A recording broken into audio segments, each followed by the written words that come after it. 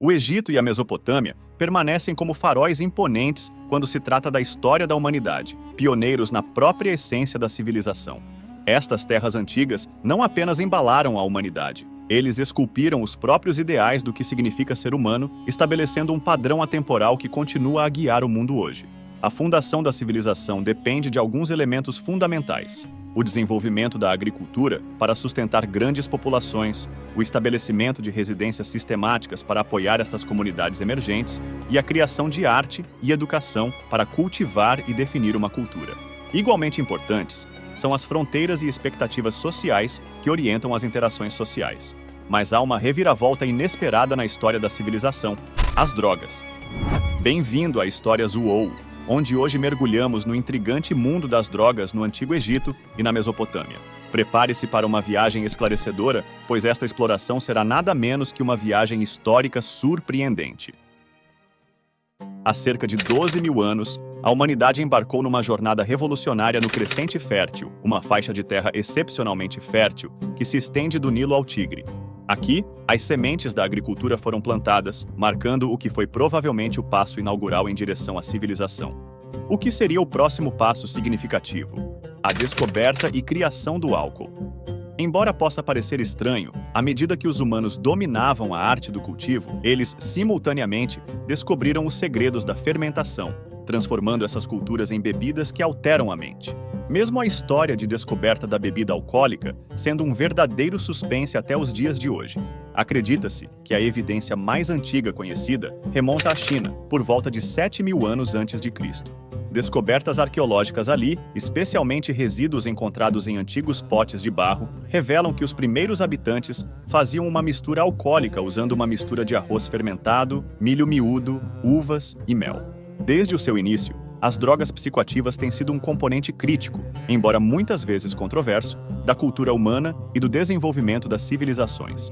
As origens desta relação, no entanto, permaneceram envoltas em mistério durante muito tempo, levando a um certo ceticismo entre os arqueólogos. A constatação de que os antigos berços da civilização, incluindo a Mesopotâmia, o Egito, o Vale do Indo e a China, não eram tão conservadores nas suas práticas como se acreditava anteriormente, veio como uma revelação significativa, desafiando suposições de longa data sobre o uso precoce de substâncias psicoativas nessas sociedades.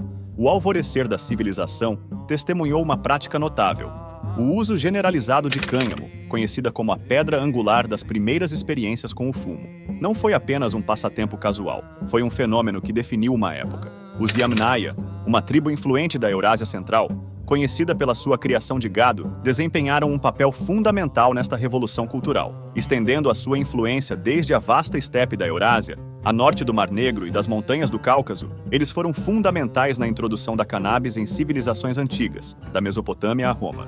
O seu legado é tão profundo que são agora reconhecidos como uma das 3 tribos fundadoras que moldaram a civilização europeia.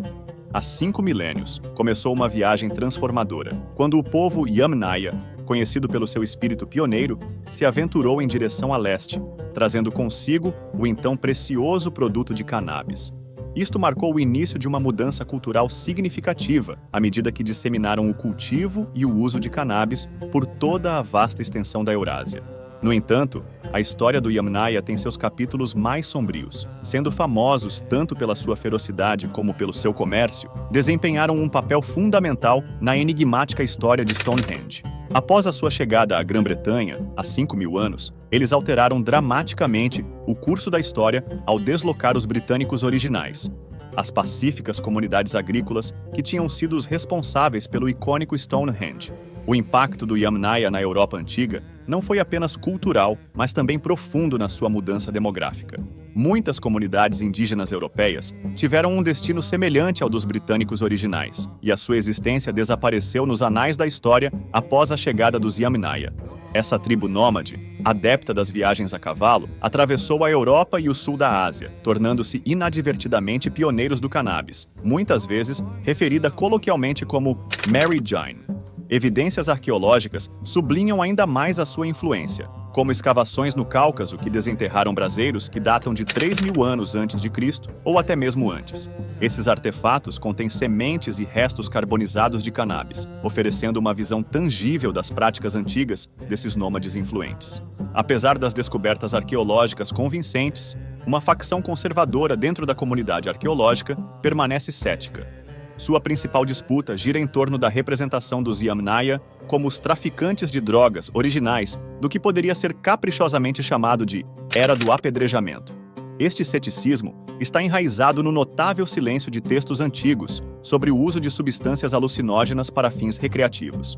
No entanto, essa ausência de evidência textual não nega as descobertas arqueológicas feitas, nem solidifica a teoria de que o uso do cânhamo era exclusivamente para fins práticos, como a fabricação de cordas. Voltando a nossa atenção para os egípcios e mesopotâmicos, investigamos o fascinante uso da cannabis nestas civilizações antigas.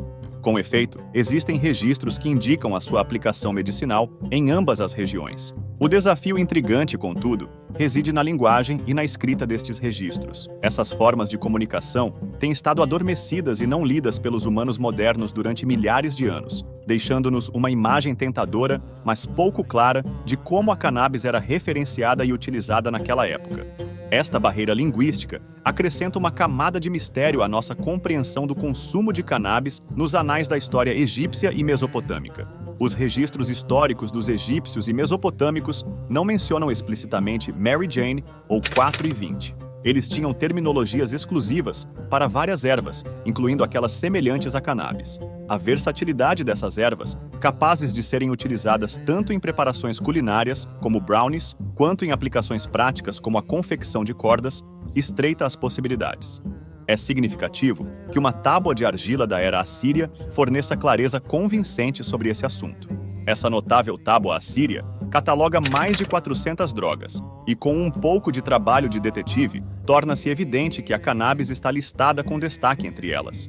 Entretanto, os egípcios fornecem provas ainda mais concretas da sua afinidade pela cannabis. Os seus meticulosos textos médicos, nomeadamente os papiros Ramessé I e Ebers, oferecem descrições detalhadas de tratamentos, ilustrando vividamente a popularidade da cannabis como remédio médico.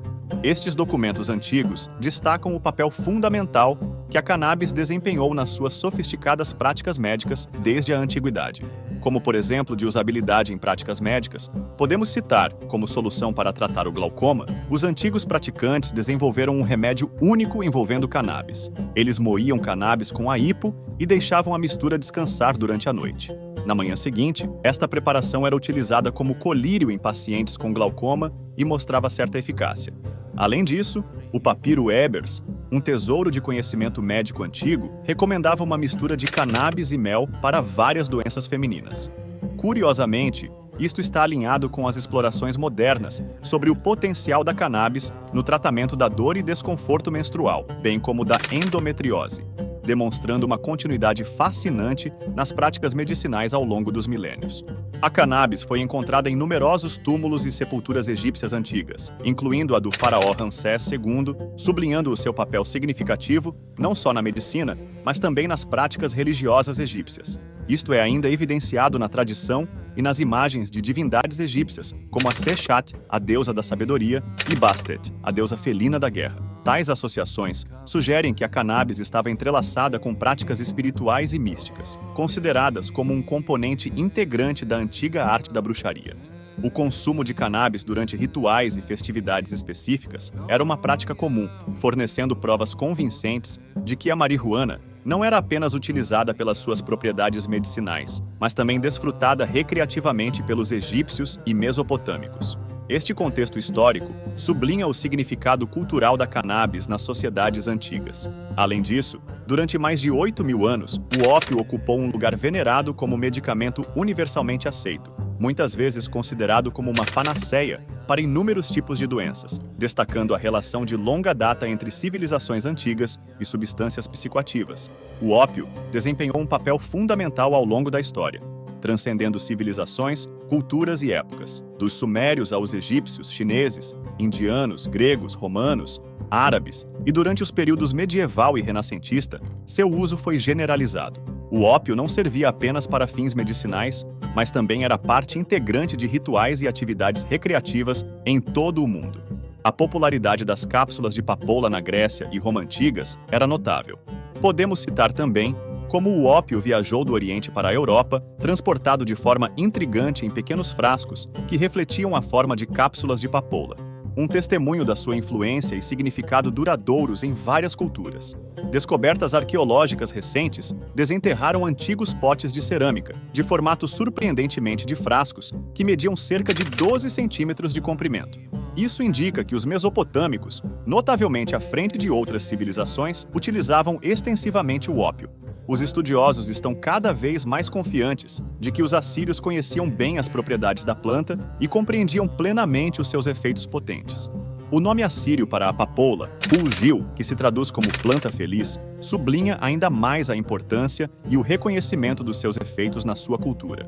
O uso do ópio remonta ainda mais longe do que os assírios, com os sumérios registrando seu uso já entre 4.000 a 3.000 anos antes de Cristo. Eles gravaram meticulosamente comprimidos, descrevendo a coleta do suco de papoula pela manhã e sua posterior utilização na produção de ópio.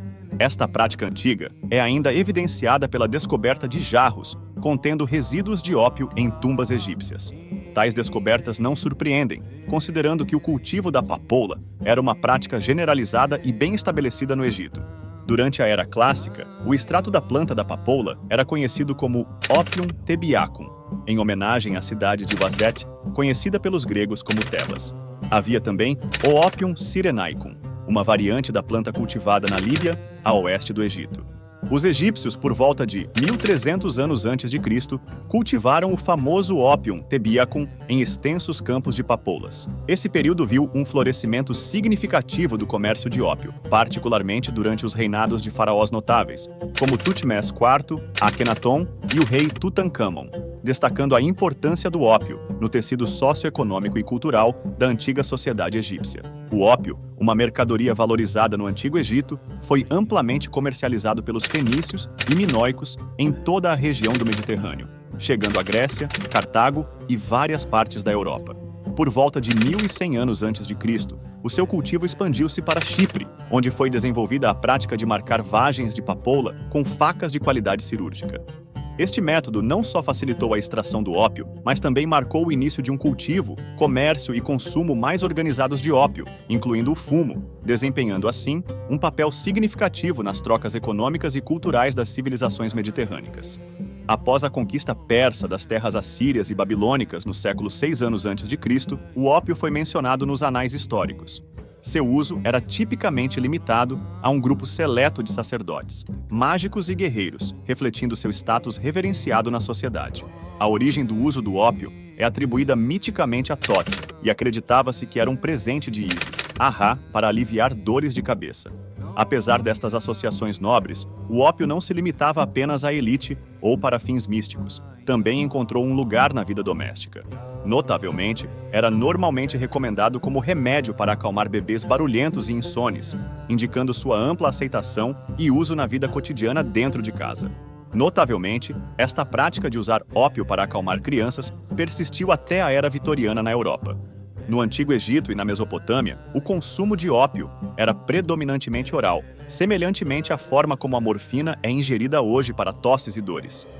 Esse método de utilização destaca a versatilidade e a relevância duradoura do ópio em várias culturas ao longo de milênios. É importante destacarmos que, antes da introdução do cânhamo ou da papoula, o Egito conhecia outra planta importante, o lótus azul, que ocupava um lugar único na sua paisagem cultural e medicinal. O lótus azul, uma flor belíssima que florescia ao longo do Nilo, e provavelmente marcou a introdução às drogas para os antigos egípcios. Conhecida como o sagrado lírio azul do Nilo, esta flor era muito apreciada por várias culturas antigas, incluindo os egípcios, gregos, tibetanos e outros.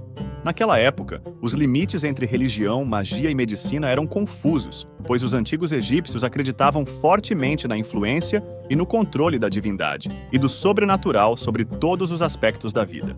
Essa crença estava profundamente enraizada na sua cultura, levando a numerosos usos e aplicações tradicionais do lótus azul nas suas práticas diárias e ritualísticas.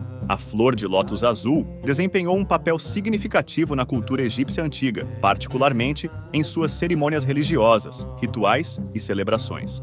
Era comumente embebido em vinho, que era consumido durante esses eventos. Ele também era reverenciado por sua suposta capacidade de conectar indivíduos ao divino, induzindo estados elevados de consciência e de ser. Em essência, quando tomado em grandes quantidades, o lótus azul pode produzir um efeito intenso, quase transcendente. Também era muito conhecido por induzir um estado de euforia e relaxamento, além de melhorar a circulação sanguínea. Qualidades que o tornavam um potente afrodisíaco. Isto está alinhado com as atitudes liberais dos antigos egípcios em relação à sexualidade, onde tais experiências eram abertamente reconhecidas e integradas nas suas práticas culturais e espirituais. O lótus azul não era apenas uma planta reverenciada na cultura egípcia antiga, mas também um elemento central em seus rituais e celebrações, sendo especialmente aqueles que envolviam a sexualidade. Inúmeras representações artísticas e registros destas famosas celebrações apresentam com destaque o lótus azul, sublinhando a sua importância cultural e simbólica. Além disso, seu significado é destacado no Livro Egípcio dos Mortos, onde o lótus azul é poeticamente referido como o lírio que brilha na terra. Esta referência resume a profunda reverência espiritual e cultural que os antigos egípcios tinham pelo lótus azul, reconhecendo-o como um símbolo de beleza, mística e conexão espiritual. Hoje, a flor de lótus azul é reconhecida pelas suas propriedades terapêuticas, nomeadamente como sonífero e analgésico. Curiosamente, também é descrito como um estimulante suave. Então, quais são os teus pensamentos? Os hábitos de consumo de drogas dos egípcios e mesopotâmios superaram as suas expectativas em termos de complexidade e sofisticação? Existem outras épocas ou civilizações cujos hábitos de uso de drogas você gostaria que explorássemos? Se tiverem outras informações também sobre o uso de substâncias no Egito Antigo que deixamos de abordar, não esqueçam de nos contar nos comentários abaixo. Não se esqueçam de se inscreverem e curtirem nosso vídeo. Muito obrigado por assistirem a Histórias UOL.